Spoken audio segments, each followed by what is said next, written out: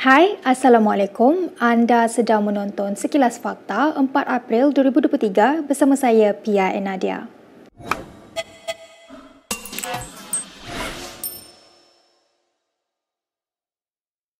Pengimport telur JNE Advance Tax Sedang Berhad menghantar surat undang-undang kepada bekas ahli Parlimen Gombak, Azmin Ali. Ia selepas Azmin mendakwa ahli perniagaan Deepak Jaikishan memperoleh kontrak untuk mengimport telur melalui rundingan terus. Dalam surat yang dihantar melalui firma guaman Han NZ, syarikat itu menuntut Azmin membayar 20 juta sebagai ganti rugi kerana didakwa menjejaskan reputasinya selain kos perundangan untuk prosiding. Ia juga menuntut Azmin menarik balik dan meminta maaf secara terbuka atas dakwaannya dan berjanji tidak akan mengulanginya. Peguam syarikat itu berkata dakwaan Azmin dalam ucapannya adalah tidak benar sama sekali dan secara berniat jahat memutarbelitkan fakta, memberikan gambaran bahawa kerajaan korup dan tidak amanah serta anak guamnya tidak berprinsip dan menipu.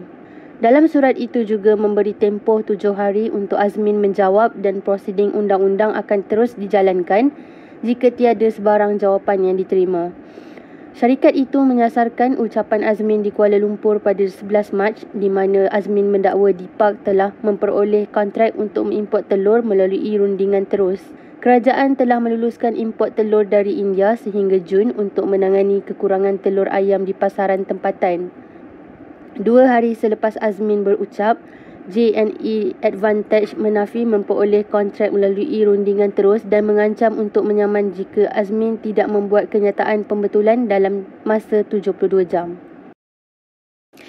PN menegaskan bahawa tidak terlibat dalam mogok doktor kontrak namun hanya menyokong pergerakan itu.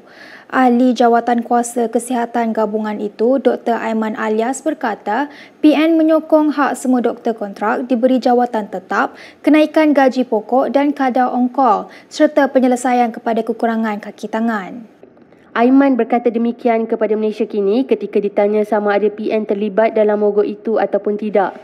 Aiman sebelum ini menghantar kenyataan ahli Parlimen Kuala Langat, Dr. Ahmad Yunus Hairi kepada kumpulan telegram yang dikaitkan dengan mogok Doktor Malaysia. Bagaimanapun, Aiman menjelaskan bahawa pihaknya telah cuba menghubungi penganjur mogok Doktor Malaysia tetapi tidak berjaya, justru hanya menyuarakan sokongan mereka. Mogok Doktor Malaysia enggan menjawab pernyataan Malaysia Kini mengenai mogok yang dianjurkan dengan mendakwa portal berita berkenaan dimiliki oleh DAP atau parti berkaitan PH. Ia menambah bahawa artikel Malaysia Kini sebelum ini mengenai mogok itu sangat berat sebelah dan tidak mahu melayan permintaan Malaysia Kini untuk mendapatkan komen ketika dihubungi. Ini walaupun menjelas daripada wartawan bahawa Malaysia Kini juga telah menghubungi organisasi itu minggu lepas untuk mendapatkan ulasan. Selepas Malaysia Kini melaporkan kejadian itu, beberapa pengguna media sosial mempersoalkan sama ada kumpulan itu mempunyai kaitan dengan PN. Bantahan mogok doktor kontrak bermula semalam dan dijadualkan berlangsung sehingga Rabu. Berita seterusnya, 2 bekas pemimpin pemuda UMNO membayangkan sudah mula ada pertikaian oleh ahli UMNO terhadap presidennya Ahmad Zahid Hamidi dan Perdana Menteri Anwar Ibrahim. Menurut Syahril Hamdan dan Khairi Jamaluddin, keadaan itu berlaku susulan keputusan Mahkamah Persekutuan menolak permohonan bekas Presiden UMNO Najib Razak menyemak semula sabitan dan hukuman dalam kes rasuah SRC International. Dalam program Keluar Sekejap, Syahril menjelaskan terdapat implikasi politik pada Zahid dan Kerajaan Perpaduan diterajui Anwar susulan keputusan Mahkamah Persekutuan itu. Jadi perkara ini dah mula dibincangkan oleh orang UMNO sendiri, grassroots UMNO sendiri. Dan kalau perkara ini tidak diuruskan oleh kepimpinan UMNO sedia ada, saya nampak ini boleh menjadi satu ancaman bukan hanya kepada kedudukan kepimpinan UMNO sendiri tetapi juga dalam hal implikasinya kepada political union yang kita duk cakap tadi antara UMNO dan Pakatan Harapan. Jadi tak adalah kita nak membakar ataupun mengatakan perkara ni confirm berlaku, tetapi bibit-bibit ni dah ada dan kita tak boleh nafikan dah ada. Syahril merupakan bekas ketua penerangan UMNO yang digantung keahlian selama 6 tahun. Sementara itu, Khairi turut senada dengan Syahril dengan menyatakan terdapat tindak balas yang kuat dalam kalangan penyokong Najib terhadap keputusan Mahkamah Persekutuan itu. Datuk Sri Zahid yang bagi saya kenyataan yang biasa, yang menyatakan bahawa kita akur. Ya, ini keputusan mahkamah. Ini Kita dengan akur. keputusan mahkamah sebab dia TPM. Takkan dia nak cakap lebih daripada itu. Tetapi masalah dia ini telah menimbulkan sedikit reaksi dan kita tak pasti sama ada reaksi ini berterusan ataupun tidak. Tapi memang ada reaksi. Dalam ground UMNO memang ada reaksi. Orang kuat bosku memang tak puas hati. Dan seperti mana yang saya sebutkan tadi, tempias daripada kemarahan ni memang jatuh kepada Presiden. Bagaimanapun, Khairi percaya sebagai seorang ahli politik yang cekap, Zahid mampu menguruskan sebarang ketidakpuasan dalam parti. Najib disabitkan pada Julai 2020 atas tuduhan salah guna kuasa, pengubahan wang haram dan pecah amanah jenayah ke atas dana SRC berjumlah 42 juta. Jumaat lalu, Mahkamah Persekutuan menolak permohonan Najib untuk menyemak semula sabitan dan hukuman terhadapnya dengan keputusan majoriti 4-1. Dengan keputusan itu, Najib perlu menjalani baki hukuman penjara melainkan mendapat pengampunan diraja. Menteri Komunikasi dan Digital Fahmi Fadzil melahirkan rasa kecewanya dengan membayangkan pembangkang tidak mengambil peluang dalam waktu pertanyaan Perdana Menteri di Parlimen. Dalam satu tulisan di media sosial, Fahmi berkata Anwar akan menjawab soalan mengenai hasil lawatan rasmi ke China, isu vape dan juga isu doktor kontrak. Turut hadir menurut Fahmi ialah kedua-dua timbalan Perdana Menteri, namun amat malang apabila Ketua Pembangkang Hamzah Zainuddin, Muhyiddin Yassin dan Abdul Hadi Awang tidak hadir dan bertanya soalan. Kata Fahmi lagi, waktu pertanyaan Perdana Menteri setiap Selasa adalah peluang terbaik pembangkang untuk membangkitkan soalan, berdepan dan bersemuka dengan Anwar. Analisis terhadap rekod kedatangan Dewan Rakyat pada tahun lalu menunjukkan tiga pemimpin itu antara yang mencatatkan kehadiran paling buruk dalam pemantauan antara 26 Julai 2021 hingga 23 Mac 2022. Ini bukan kali pertama Fahmi membangkitkan perkara itu dan berkongsi gambar tempat duduk kosong tiga pemimpin kanan PN tersebut. Minggu lepas, Fahmi telah membangkitkan perkara yang sama. Selain itu, Menteri Dalam Negeri Saifuddin Nasution Ismail juga menyelar prestasi pemimpin PN itu di Parlimen kerana tidak memanfaatkan sesi itu.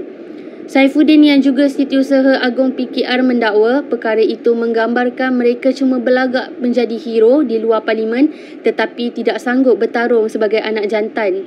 Sementara itu, anggota Parlimen PN Wan Saiful Wan Jan mendakwa Fahmi memberi gambaran yang silap mengenai sesi pertanyaan Perdana Menteri. Katanya, hanya anggota Parlimen yang disebut saja boleh bertanya soalan dan hanya satu soalan tambahan daripada penyoal asal serta soalan tambahan dari pihak satu lagi yang dibenarkan. Sementara itu, Wan Saiful Wan Jan tampil membidas Fahmi berhubung ketidakhadiran pemimpin utama pembangkang, khususnya ketika sesi pertanyaan Perdana Menteri. Sambil mempertahankan ketidakhadiran Ketua Pembangkang Hamzah Zainuddin, Muhyiddin Yassin dan Abdul Hadi Awang, Wan Saiful berkata sesi pertanyaan Perdana Menteri perlu ditambah baik. Ini kerana menurut Wan Saiful, sesi pertanyaan Perdana Menteri hanya ahli Parlimen yang disebut oleh Speaker saja boleh bertanya soalan. Speaker juga hanya membenarkan satu soalan tambahan daripada penyoal asal serta satu soalan tambahan dari pihak satu lagi. Justru Wan Saiful dalam satu hantaran di Facebook mencadangkan supaya sesi itu menjadi seperti sesi pertanyaan Perdana Menteri Westminster di mana Ketua Pembangkang wajib diberi slot menyoal PM.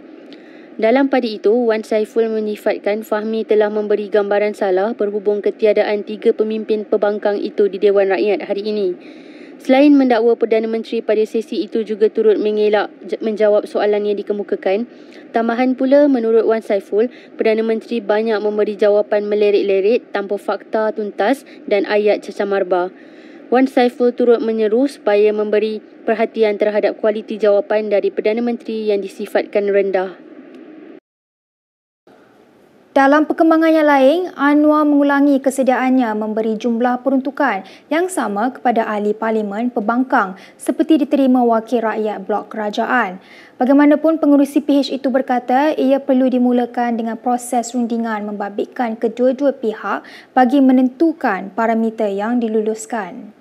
Ahli Parlimen PH balik hari ini gembira sebab dapat peruntukan 800,000. Kami tak dapat apa Yang Berhormat. Jadi saya minta Yang Berhormat Perdana Menteri turun bagi penjelasan. Kalau tak boleh bagi banyak, bagilah sikit sebab kami nak beli buah kurma untuk rakyat miskin. Kami nak beli Larut tahdir parlimen pun. Larut mana Larut? Perdana Menteri jawab.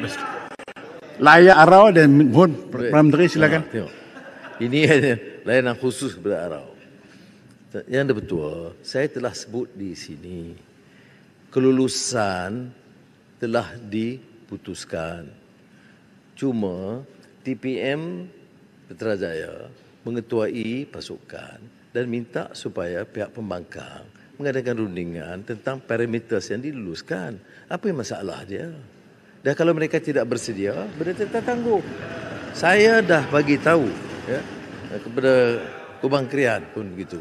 Saya dah bagi tahu sudah ada kelulusan dan biar ada perundingan. Kerana ini juga telah dilakukan dulu. Kota Baru ada. Sebelum itu tidak ada kelulusan dan berbincang. Dan kita tidak minta syarat-syarat yang ketat, tak ada. Cuba biar parameter kelulusan itu dibincang di antara kerajaan dan pembangkang. Dan kita dah lantik TPM Putrajaya untuk mengetuai bagi pihak. Dan apa-apa yang dia putuskan, saya setuju. Kerana prinsipnya kita setuju Yang Berhormat. Kalau nak wang, gunding. Bukan gunding, bincang dan luluskan dah. Kalau tak nak, tak apalah, tunggu dulu. Yang inilah yang saya sebut, yang saya tegaskan semula, inilah juga. Gunding, kita dah ada wakil, kita dah hantar wakil, ketua bangkang, dah ada lah rundingan, habis. Tak ada masalah pun. Dan marah saya, kata saya tak bagi. Saya dah umum daripada awal, kita luluskan. Dan memang dalam peruntukan, masuk dah. Berikut beberapa lagi ringkasan berita untuk hari ini.